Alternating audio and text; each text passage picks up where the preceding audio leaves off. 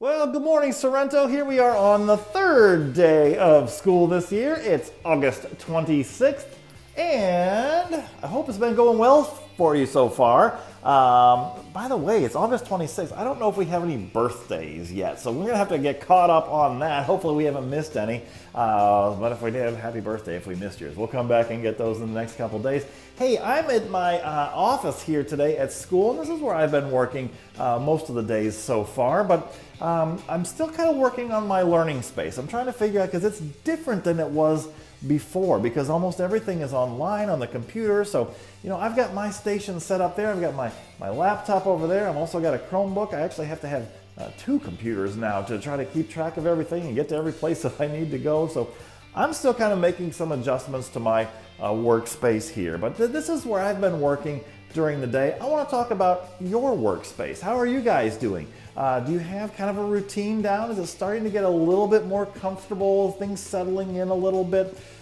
Because we have to learn our online workspace. Hopefully you're figuring out some little tricks in Zoom so that maybe you know to click, hey, when the teacher's reading a read aloud and holding up the pictures to the book, if I click on speaker view, I get a better picture of the book. So maybe some of you have already learned that trick, and then sometimes you want to click the gallery view or something else. So there's lots of things we have to learn about our online workspace, but it's also important to have a good physical workspace. So I've kind of made my space comfortable with the things that I like. I've got some good library books here that I can read when I get a chance from Dr. Gray, and I've got all my papers, and like I said, I've got my devices, and I've got things I've got my chickens. I love to have my chickens. I've got some chickens there. I've got some chickens on the desk. I've got chickens everywhere because that just makes me feel good. That's what I like to have around me. I've got my things back here. So this is one of my workspaces, but like many of you, I now have to have two workspaces. I know some of you some days are working from home, and other days maybe you're working from a daycare or maybe a grandparent's house or a neighbor's house, and that's true that you might need a couple of different workspaces also. So in these first few days, we just want to keep modifying, keep making it better, keep finding things that are working well and things that maybe aren't working so well, and then we make changes to that. So I've had to do that as well. Hey, I'm going to take you to my other workspace. And here we are. This is my home learning space. I found a spot in my basement where it's kind of quiet and away from everything, where hopefully I'll be able to concentrate on my work. So this is my learning space at home, and I have all the tools here that I need. Also, I've got my computer that I can bring back and forth. I've got some extra devices, and I've got a TV that I can use when I make my videos. So I've got my tape. I found out that's very important last year. So I've got all the things that I need to get my work done. I also have some decorations and things that I like. So of course I have another chicken. I've got some of my favorite books here that I can read if I want to.